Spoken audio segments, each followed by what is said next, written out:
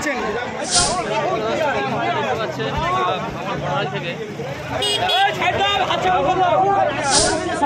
ভাঙর ছড়াচ্ছে না, ভাঙর থেকে দায়িত্ব তারা ছড়ে যাচ্ছে, কি আইএসএফকে ভয় পেয়েছে এবং কি জানাবেন? দেখুন, আমি একটা কথা বলি, কে ভাঙড়ের দায়িত্ব পাচ্ছে না পাচ্ছে, তৃণমূলের কে যে নটোরিয়াস ক্রিমিনাল, যাকে মমতা ব্যানার্জি ডাইরেক্ট সার্টিফিকেট দেয় তুই বোম্বা দিস, তার কাছ থেকে গোলাপ ফুল আশা করা যাবে?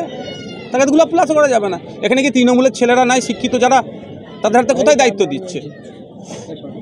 তাদের হাতে দায়িত্ব কোথায় দিচ্ছে? ইয়াং অনেক ছেলে আছে, শিক্ষিত ছেলে আছে, এনার্জেটিক ছেলে আছে, যাদেরকে দায়িত্ব দিলে ভাঙড়ের হতে রেশার হিসেবে, রাজনৈতিক রেশার হিসেবে কে কতটা কাজ করতে পারছে। কিন্তু দুর্ভাগ্যের বিষয়, ওই নটোরিয়াস ক্রিমিনাল তুই বোম্বা দিস এই ধরনেরদেরকে নেতৃত্ব দিলে ও গোলাপ ফুল হবে না, ওই এখানেই ওরা এই পঞ্চায়েত ভোটের সময় যে অন্যায় করেছে সেটা হবে। কিন্তু ব্যাপারটা হচ্ছে তৃণমূল কাকে কি দায়িত্ব দেবে সেটা তো আমি জোর করতে পারি না। তাকে দায়িত্ব দিয়েছিলেন, আগামী দিনে কাকে দায়িত্ব দেবেন সেটা তাদের দলের একান্ত অভ্যন্তরীণ ব্যাপার, আমি কিছু বলতে পারবো না। শুধু এতটুকুই বলবো, ভাঙড়ের 5টা লাইব্রেরি আছে বন্ধ হওয়ার উপক্রম, বেশ কয়েকটা বন্ধ হয়ে গিয়েছে, সেইগুলোকে খোলার জন্য তো আমি বারবার বিধানসভায় বলেছি। কই সরকার সাহেব তো আমার কথার সাথে সাই দেয়নি সেই সময়। এখানে একটা গার্লস হোস্টেল নির্মাণ হয়েছিল জাগুলগাছি অঞ্চলের অন্তর্গত, ভাঙড়ের মাইনরিটি তথা মুসলিম মেয়েরা উচ্চশিক্ষায় শিক্ষিত হবে থেকে পড়াশোনার জন্য হোস্টেল হয়েছিল, কিন্তু দুর্ভাগ্যের বিষয় সে হোস্টেল আজও পর্যন্ত চালু হয়নি, অন্য কাজে ব্যবহৃত হচ্ছে। এই ধরনের প্রতিটা ক্ষেত্রের কথা আমি বিধানসভায় উত্থাপন করেছি। আমি দায়িত্ব নিয়ে বলতে পারি, গর্ব করে বলতে পারি, ভাঙড়ের মানুষ আমাকে বিধানসভায় পাঠিয়েছে। যে কোনো বিধায়কের সাথে আমি চ্যালেঞ্জ করতে প্রস্তুত আছি। তারা তাদের নিজস্ব এলাকার সমস্যার কথা যতটা না বিধানসভায় তুলতে পেরেছে, ভাঙড়ের বিধায়ক হিসাবে আমি আমার এলাকার সমস্যার কথা তাদের থেকে কয়েক গুণ বেশি তুলেছি। কিন্তু এই বিমাতৃসুলভ আচরণের জন্য, সংবিধানকে প্রাধান্য না দিয়ে, গণতান্ত্রিক পরিবেশকে বজায় না রাখার ফলে আজকে ফুলফিল হচ্ছে না। আমি আশা করব অপদপ্ত সরকারের কাছে কিছুটা হলেও আশা করব ভাঙড়ের যে চা পাওয়াগুলো আছে সেগুলোকে পূরণ করা হোক। বলেছিলেন যে ভাঙড় বিধানসভাতে উন্নয়নে ভরিয়ে ফেলবো, শওকত মোল্লা বলেছিলেন, তার কথা বেখেলাপ হওয়ার আগে কি ভাঙড় ছাড়া হচ্ছেন শওকত মোল্লা? দাবি আপনার ভয় পেয়েছে আইএসএফকে? তার যত কম কথা বলবেন তত ভালো। ভাইজান ক্ষমতায় আছে তৃণমূল, ভাঙড়বাসী রাজ্য প্রশাসনের হচ্ছে দুয়ারে সরকার দেখেছে, এবার দুয়ারে বিধায়ক, এটা কি মূলত রাজনৈতিক স্বার্থ না মানুষকে পরিষেবা দেওয়া? আজকে এটা নতুন করে নয়, আমি বছরখানেক আগেও এখানেই এই জায়গাতে এসে আমি বসেছিলাম। আমি এখানে এসে বসেছিলাম বছর দেড়েক আগে। তো আমি ভাঙড়ের বিভিন্ন জায়গায় চেষ্টা করি সেখানে গিয়ে সাধারণ মানুষের সাথে মিশে যাওয়ার। অনেক সময় অনেকে সহজে যোগাযোগ পায় না, অনেক ক্ষেত্রে থাকে, কিন্তু আমি সহজে মিশে যাই। আমি প্রথম বছর বিধায়ক হওয়ার পরে আমি মিশে ভাঙড়ের মা বোনেদের সাথে কথা বলে যেটা পেয়েছিলাম সেটা কি, বিধবা ভাতা নিয়ে অনেকটাই সমস্যা। আপনি খোঁজ নিয়ে দেখবেন 2019 সালে আমাদের রাজ্যের বিধবা ভাতার সংখ্যা কত ছিল। তারপরে এখানে আমি কথা বলে মা বোনেদের সাথে যে আউটপুটটা পেয়েছিলাম সেটা নিয়ে আমি কনসার্ন ডিপার্টমেন্টাল মিনিস্টারকে জানিয়েছিলাম, বিধানসভায় বলেছিলাম বিধবা ভাতা নিয়ে অনৈতিকতা হচ্ছে।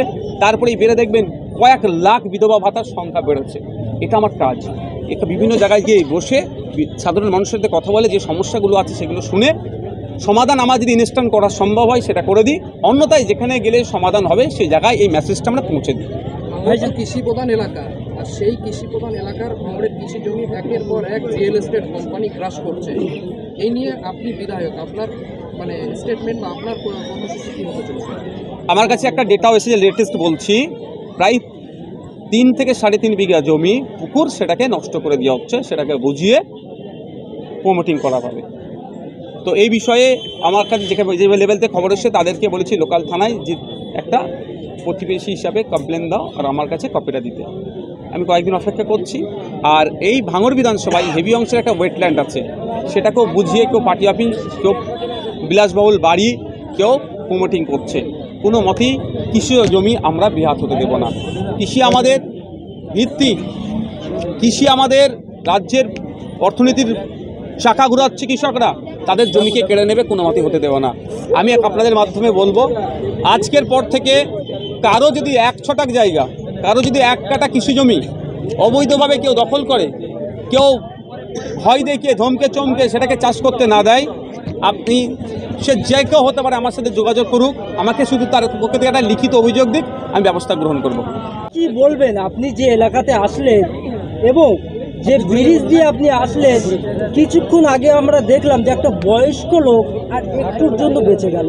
আর ভাঙড়ির অবজারভার বলেছিল যে 2026-এ বিধানসভা ভোটের আগে ভাঙড়ে উন্নয়নে ভরিয়ে তুলবে, কি বলবেন? দেখুন, কে কি বলছেন না বলছেন তাতে আমি পাত্তা দিই না। আমার সর্বপ্রথম কাজ হচ্ছে, আমি এলাকার জনপ্রতিনিধি, এলাকার মানুষ আমাকে ভোটে জিতিয়ে বিধানসভায় পাঠিয়েছে। এই ভাঙড়ের অভাব অভিযোগ যেগুলো আছে বিধানসভায় কনসার্ন ডিপার্টমেন্টাল মিনিস্টারকে জানানো। আমার সর্বপ্রথম কাজ হচ্ছে এটা। দ্বিতীয় হচ্ছে, আমার ল্যাডে 60 লাখ টাকা বছরে পাই, 75 লাখ টাকা এখন হয়ে 70 লাখ টাকা হচ্ছে। সে টাকাতে কিন্তু এই ব্রিজটা হয় না। তা আমি বিধানসভাতে গিয়ে সেচ ও জলপথ মন্ত্রীকে আমি একবার নয় একাধিকবার এই বড়ালিঘাটের স্পেসিফিকেশান করে বড়ালিঘাটের এই ব্রিজটার দুর্দশার কথা এবং সোনপুর কাঠের ব্রিজে ছেলেগোয়ালিয়ার ব্রিজ সহ বেশ কয়েকটা ব্রিজ আছে, যে কোনো সময় বড় দুর্ঘটনা ঘটে যেতে পারে। বারবার এটা মিনিস্টারকে আমি অফিসিয়ালি বলেছি, মেনশান করেছি, এই মর্মে কোশ্চেন জমা দেওয়া আছে। সাপ্লিমেন্টারি কোশ্চেনও আমি সাপ্লিমেন্টারি কোশ্চেন যখন অপশান থাকে তখন আমি তুলেছি। যে আগের মন্ত্রী ছিলেন মাননীয় সম্মানীয় পার্থভৌমিক মহাশয়কেও আমি পার্সোনালিও বলেছি, স্যার আমার বিধানসভার মধ্যে এটা এই অবস্থা হয়ে আছে, যে কোনো টাইম বড় দুর্ঘটনা ঘটে যাবে।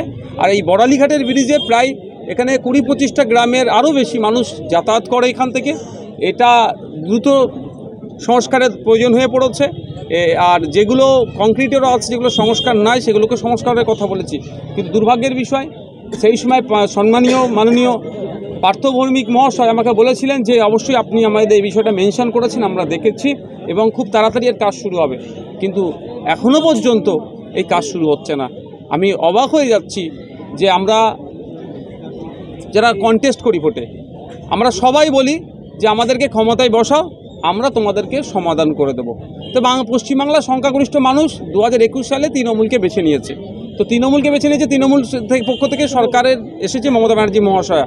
তার উচিত হবে যে সমস্ত ল্যাগগুলো আছে বা যেগুলো সমস্যাগুলো আছে সেইগুলোকে সমাধান করা। আর সমস্যাগুলোকে চিহ্নিত কারা করবে? আমাদের মতো বিধায়করা, যে বিধানসভাতে চিহ্নিত করবে।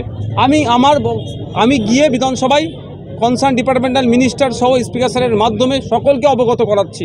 কিন্তু দুর্ভাগ্যের বিষয়, আমাদের প্রতি যেন একটা বিমাতৃস্বরূপ আচরণ করছে। আমাদের সাথে যে আমাদের যেগুলো প্রয়োজন আছে সেগুলো ফুলফিল হচ্ছে না। শুধু এই ব্রিজটা নয়, আপনি ব্রিজের প্রসঙ্গে বলছেন, সেটা নয়। ভাঙড়ের মেরিটোরিয়াস ছেলে আছে, পড়াশোনার দিক থেকে শুরু করে খেলাধুলাতেও ভাঙড়ের ছেলে মেয়েদের খেলায় আরও উন্নত স্তরে যেতে পারে, যাতে ন্যাশনাল লেভেল নয় শুধু ইন্টারন্যাশনাল লেভেলে আমাদের ছেলেরা পারফরমেন্স করতে পারে। সেই জন্যই আমি ভাঙড়ে একটা উন্নত মানের স্পোর্টস কমপ্লেক্সেরও দাবি করেছি। কিন্তু দুর্ভাগ্যের বিষয়, স্পোর্টস মিনিস্টার যিনি আছেন কি নাই আমি কিন্তু খুঁজে পাই না। তার ভূমিকা কি? আমি আমাদের রাজ্যের বিভিন্ন জায়গায় গিয়ে দেখি খেলাধুলার মান ক্রমশ তলানিতে চলে যাচ্ছে। তাই স্পোর্টস মিনিস্টারকেও বলবো, আজকে আমি যে পিছনে আছি, এখানে বসে আছি, পিছনে বড়ালি সবুজ সঙ্গের ফুটবল মাঠ। একটা সময় খোঁজ নিয়ে দেখা যাবে এখান থেকে অনেক ভালো ভালো ফুটবলার তৈরি হচ্ছে। এখন শুধু ওয়ানডে ছাড়া সেই অর্থে প্র্যাকটিসই হচ্ছে না। এর পরিকাঠামো ফিরিয়ে কারা আনবে? রাষ্ট্রকে আনতে হবে। পরিকাঠামোর জন্য তৈরি করার জন্য কারা বলবে? আমাদের মতো বিধায়করা। আমি অপোজিশন থেকে বিলং করি, আমার ক্ষমতা নেই যে আমি নিজে এসে এখানে করে দেবো, কিন্তু আমি যে করবে তার কাছে খবরটা পাঠাবার দায়িত্ব আমার। আমি সেই খবরগুলো পাঠাচ্ছি। কিন্তু দুর্ভাগ্যের বিষয়, আমাদের সাথে বিমাতৃসুলভ আচরণ হচ্ছে। এই আচরণ কোনোভাবেই মেনে নেওয়া যায় না। ভাঙড় নয়, সারা রাজ্যের মানুষের জবাব আগামী দিনে দেবে। শাসক দল তো বলছেন যে ভাঙড়ের বিধায়ক 3 বছর হয়ে গেল, কাজটা করছে কি? তিনি তো এখানে আসে আত্মীয় স্বজনের বাড়ির মতো করে।